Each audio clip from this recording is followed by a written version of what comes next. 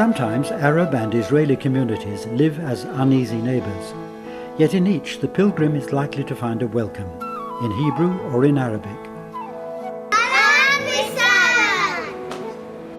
And at this interfaith community, perhaps in both. This hilltop retreat on 40 acres offers an unusual place of encounter where the individual is accepted as he is.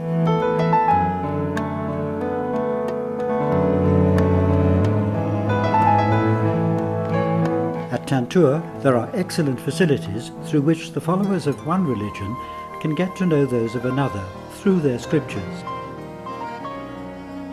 Here, what began as an ecumenical project has branched out to become all-embracing in a land of division. Here, unity can be found through the very texts which might have divided. Tantur was once a centre of the Knights of Malta, who ran a hospital here.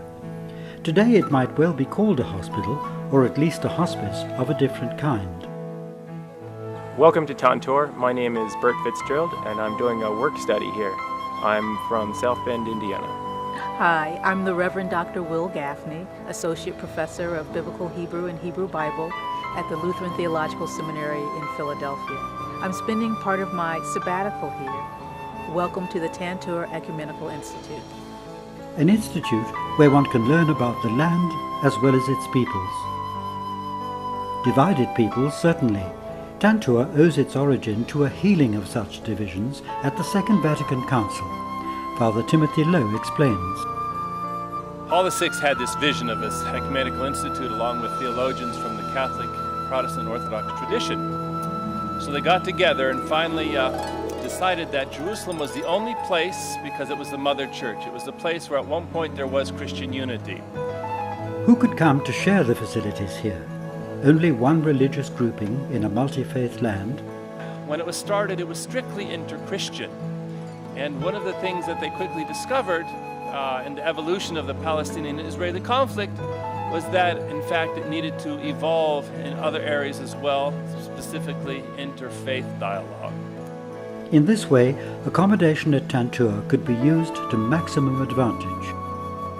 Because of its location, it became a haven, a place of welcome for all faiths to come to gather.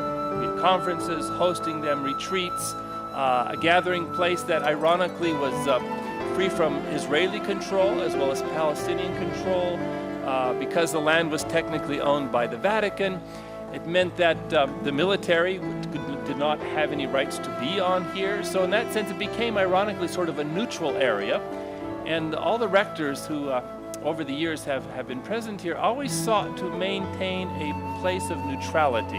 Where one could meet and meditate in silence, and be a quiet observer. This is a place of hope, at least a step in the right direction for a land at a crossroads.